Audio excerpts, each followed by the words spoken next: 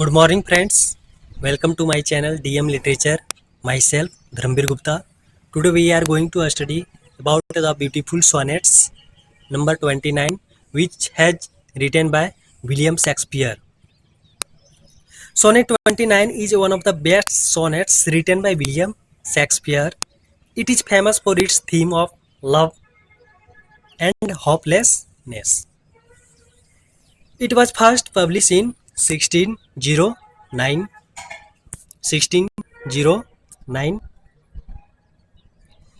This sonnet tells about an unfortunate man who is suffering from the present condition of his life.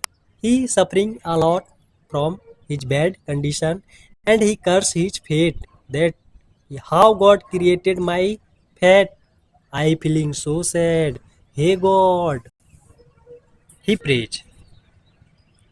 Now let's we start sonnet 29. Some facts about sonnet 29. आप फिर that sonnet के बारे में कुछ जानते हैं, basic knowledge. Sonnet, it is a sonnet octave and sestet. Sonnets का दो पार्ट होता है, octave and sestets. Okay, written around 1590. Sonnet 29 has been written around 1590. Okay, publish in 1609 by Thomas थॉर्पी.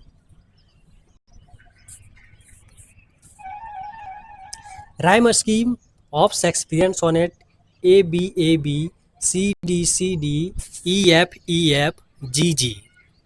It is very important for TGT PGT exams and it also asked in some various exams.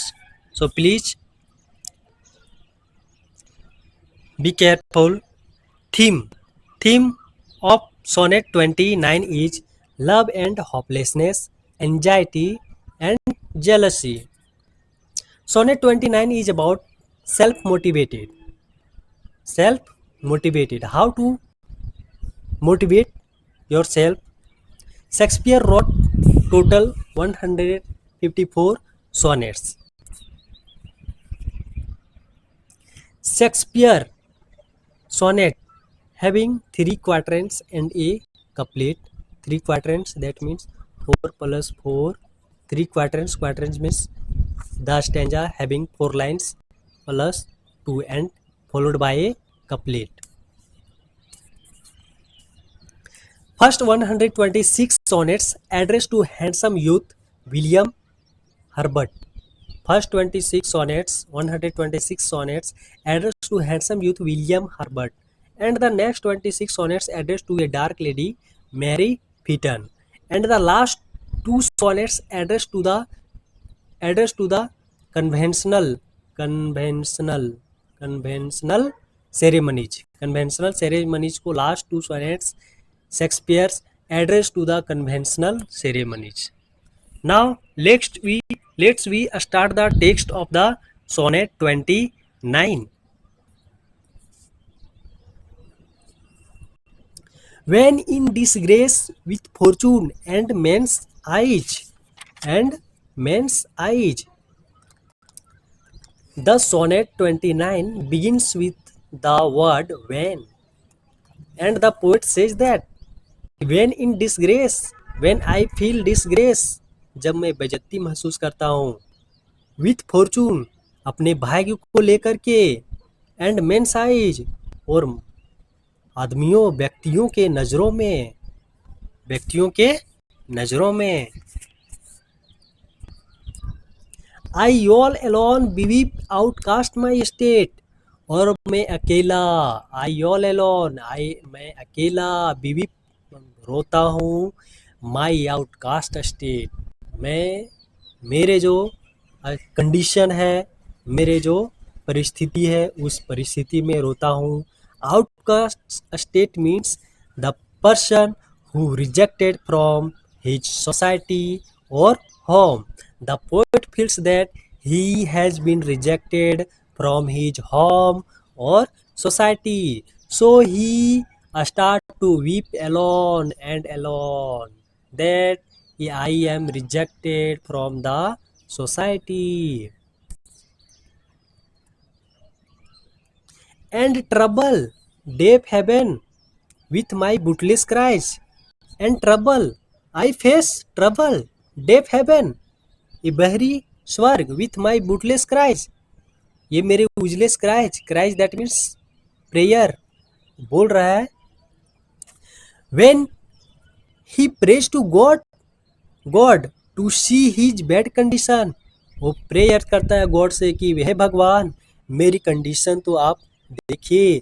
God in the heaven doesn't care about his problems and is completely ignoring the God. His prayer becomes useless. Poet बोलता है कि मैं God से प्रार्थना करता हूँ कि हे God मेरी कंडीशन आप देखिए, मेरी परिस्थिति को देखिए, मैं किस परिस्थिति से गुजर रहा हूँ.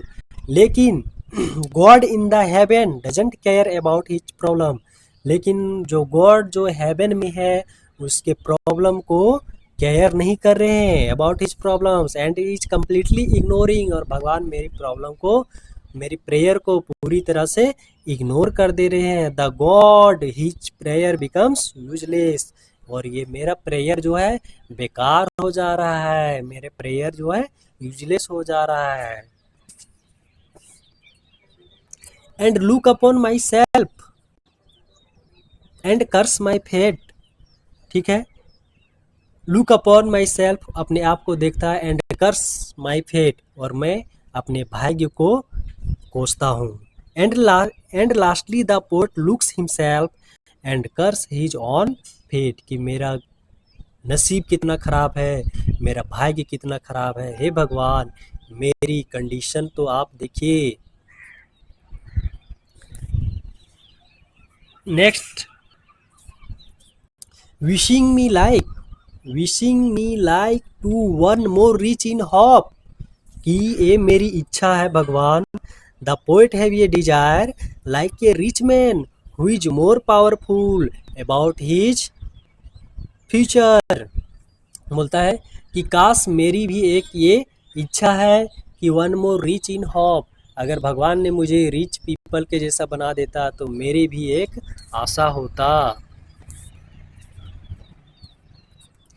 Feature like him with friends possessed, कि भगवान मुझे भी अमीर आदमी के जैसा फीचर्स दे दो, गुण दे दो, वो क्वालिटी दे दो, मेरे गुण दे दो. Like him with friends possessed that so that, मैं अमीर लोग के जैसा भी फ्रेंड बना सकूं, और अमीर लोग के जैसे जितने फ्रेंड होते हैं मेरे भी कोई फ्रेंड होता अगर मैं अमीर होता. नेक्स्ट है desiring this man's art and that man's scope, the poet wants to, कि मेरे भी बहुत सारे दोस्त होते, मेरी ये इच्छा है डिजायरिंग दिस मेंस आर्ट, कि उस मेंस के जैसा मुझे कला दे दो, एंड दैट मेंस स्कोप, और उसके जैसा मुझे मौका दे दो ताकि मैं बहुत सारे दोस्त बना सकूँगा. फिर बोलता है with what I most enjoy contented at least, the poet wants to fulfil himself as a success man with that, और उसके साथ the poet wants enjoy the remain parts of his life with happily with that, ताकि मैं उसके साथ मैं अपने जीवन को संतुष्ट पूर्वक से इंजॉय कर सकूँगा. इंजॉय कंटेंटेडली एट लीस्ट, कम से कम इंजॉय कर सकूँगा. फिर बोलता है yet in these thoughts myself almost despising, फिर भी ये सभी विचार मेरे घृणा नफरत से भर देती है. ऑलमोस्ट लगभग, डिस्पाइजिंग मेरे घृणा को भर देती है. फिर बोलता है हैप्पीली आई थिंक, हैप्पीली मैं खुशी पूर्वक सोचता हूँ, happily I think on thee and then my state, खुशी से मैं उन सब के बारे में सोचता हूँ और फिर मैं अपने धन के बारे में सोचता हूँ. अपने धन के बारे में सोचता हूँ और अपने दुर्दशा के बारे में सोचता हूँ, अपने कंडीशन के बारे में सोचता हूँ। And then the poet feels like to the lark break of day rising from sullen earth. Like to the lark is a bird which is found in New Zealand or Australia.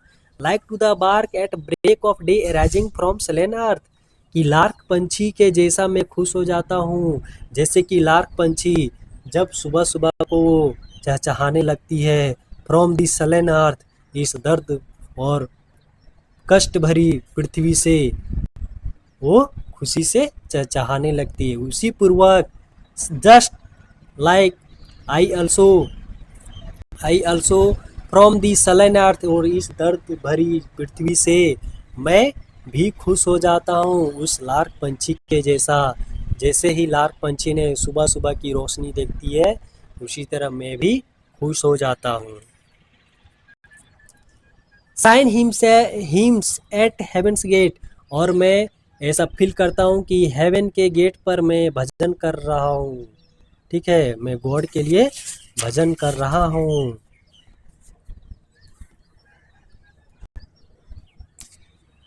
For thy sweet love remembered such wealth brings, तब मैं क्या करता हूँ, आपके बारे में, स्नेह के बारे में सोचता हूँ, तब मुझे बहुत सारे स्पिरिचुअल वेल्थ मिलता है, आध्यात्मिक शक्ति मिलता है, वो मुझे पावर मिलता है आपके प्रेयर से। And the last line is telling that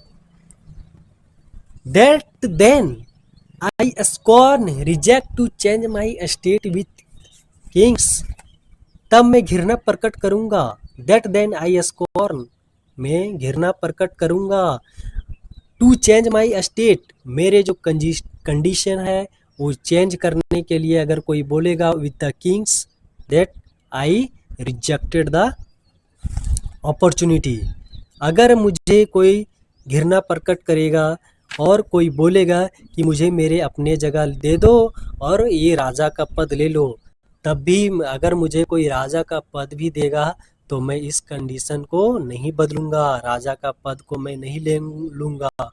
कोई राजा का भी पद मुझे दे दे, लेकिन मैं अपने जगह, मेरे जो अभी परिस्थिति है उस परिस्थिति को मैं राजा के पद से नहीं बदलूंगा, बल्कि I will face the condition which is present now, I suffering from the which condition, but I can't change the situation from the rain of the king.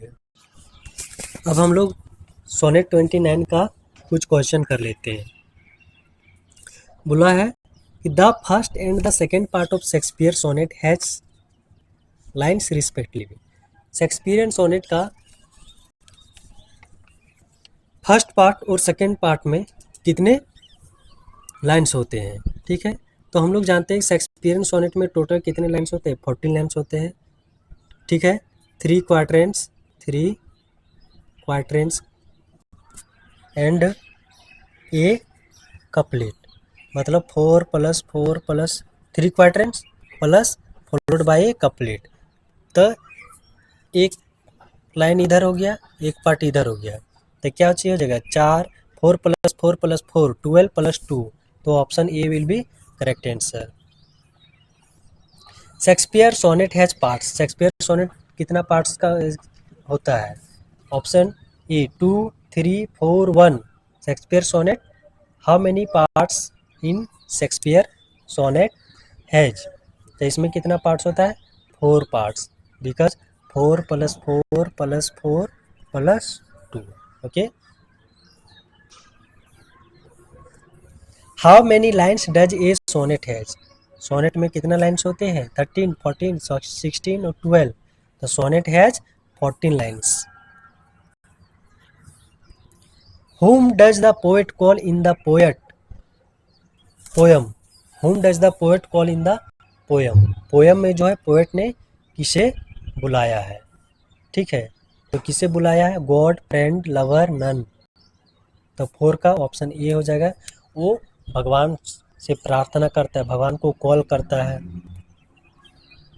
कि हे भगवान मेरी कंडीशन को देखो।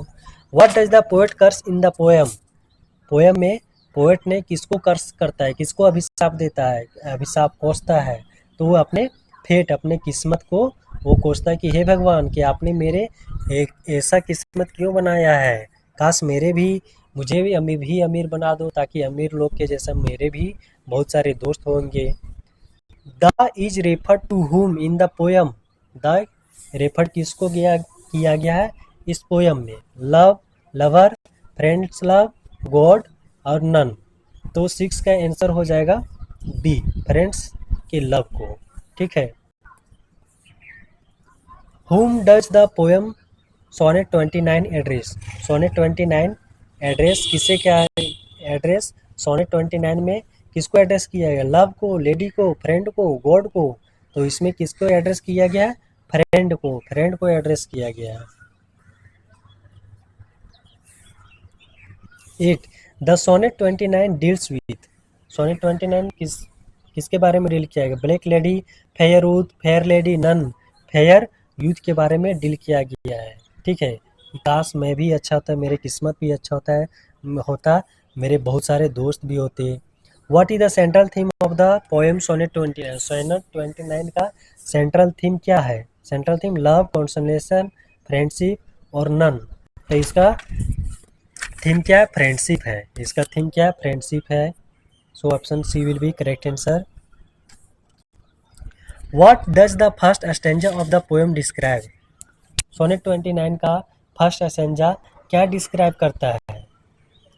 Happiness, consolation, love, depression. First stanza जो है depression को expose करता है कि हे भगवान कि मेरी किस्मत आपने कैसे बना दिया, काश मुझे भी अमीर बना दिया होता, मेरे भी बहुत सारे दोस्त होते, मुझे तो सोसाइटी से ही रिजेक्ट कर दिया गया। तो वो डिप्रेशन में रहता है। Sonnet 29 begins with a mood? Sonnet 29 begins with a mood. Sonnet 29 कौन सा मूड से बिगिन होता है? Happy, pleasure, unhappy, none. तो सोनेट 29 बिगिन्स किससे होता है? अनहैप्पी मूड से, वो परेशान रहता है। What does Shakespeare lament on in sonnet 29? Sonnet 29 में क्या लेमेंट किया गया है? तो अपने मिस फॉर्चून, अपने फेट के बारे में वो लेमेंट करता है कि मेरा किस्मत खराब है। The poem begins with the poem किससे बिगिन्स होता है? Chorus, speaker, reader, doctor. तो 13 का भी स्पीकर से बिगिन होता है। The speaker opens with the word? Sonnet 29 जो है स्पीकर कौन सा वर्ड से बिगिन करता है? When, why, who, where. तो क्या किससे डिस्ग्रेस करता है? When in disgrace with fortune in men's eyes. तो option A will be correct answer. Thanks for watching video. Please like and subscribe.